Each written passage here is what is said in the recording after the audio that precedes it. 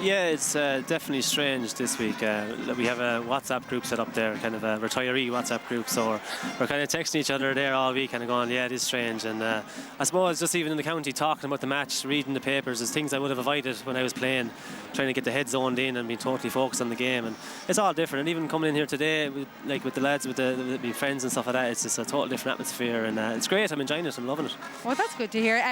Keith, Aidan obviously leaves with 8 All-Irelands in his pocket. You took the decision to leave just when it looked like Wexford were turning the corner. Are you beginning to regret that now on this big day? No, I suppose, Joanne, I put plenty of thought into it. Thinking about it a long time now, probably all last year, all last season. The body's not what it used to be, unfortunately. I'd love to be out there with the boys now, but look, that's just a decision I made, and I'm happy to stick by it. And I am, like Aidan and the rest of the lads that are retired this year, I'm sort of enjoying it now as well. It's nice to have a bit of free time as well. Well, it's been a strange week for Wexford in the build-up with the Jack Guiney situation. From within Wexford, does it seem like the county's behind Liam Dunn and the decision he made to not include him today? Yeah, well, I suppose you have 33 or 4 lads on an extended panel, and everyone else is towing the line, so, you know, if the guys are breaking disciplinary rules and, you know, not towing the line with everyone else, you know, you have to make those tough decisions. It might backfire here today, I don't know. But look, I was talking to a couple of boys during the week and they're well up for the match. So Shane Tompkins is coming into wing forward, and you know, he's just every bit as good, really. So Aidan Fogarty, how good are Kilkenny going to be this year, and what will we see from them today? Yeah, look, I expect a strong performance from Kilkenny. Look, there's 12-13 of the All-Ireland winning team playing here today. Richie Power's obviously a big loss, but it's 12 weeks since Kilkenny have played a match, so they had 12 weeks to prepare for this one game, first round championship. So I expect them to be absolutely hopping here today. Okay, just briefly, Keith, can Wexford cause a shock? Yeah, oh jeez, yeah. Anytime we come to Nolan Park, Joanne, that's what we look forward to, causing shocks in Nolan Park. Well, there you go. There haven't been too many shocks in Nolan Park, it must be said, but all we're hoping for here is a really good, close, tight game.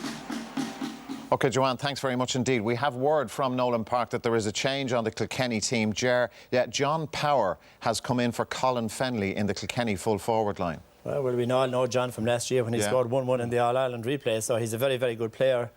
I suppose Colin Fennelly's a big loss because of his pace. You know, if you want somebody to get the better of Matthew O'Hanlon, the Wexford fullback, who's a very strong physical player and likes to mark a similar player. Yeah. So John Power will be very much in that mould of the player he would like to mark.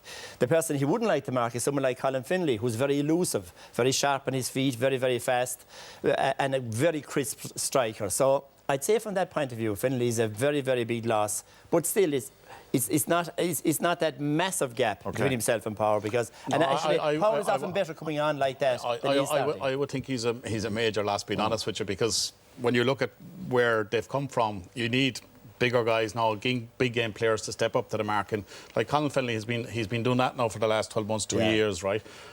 You mentioned John Power. Kind of, if I was John Power, I'd be disappointed. Why am I not in the team, right? I mean, this guy has come up with a pedigree that has come up. He's come up with a great reputation, right? Coming on like he did last year. You feel he's probably better coming on as a sub, right? Yeah. But I think this guy should be pushing for a starting, slot, right? You're right. He's been around for a while. I loved to see him when he was coming through as a minor, coming into the under-21 grade. There was something about him. I said, he's following in his brother's footsteps. This guy is going to make the team very, very quickly, and he has not got into the team yet. You're right, especially with Jerry Aylward coming into the team at corner forward instead of him. Like, his blood must have been boiling that somebody like that got somebody who was only on the periphery of the subs even last year is on the team instead of him. So maybe, you know, maybe Brian Cody knew this all along, that Colin Fennelly would miss it. You just never know. And Richie isn't there either, of course. No.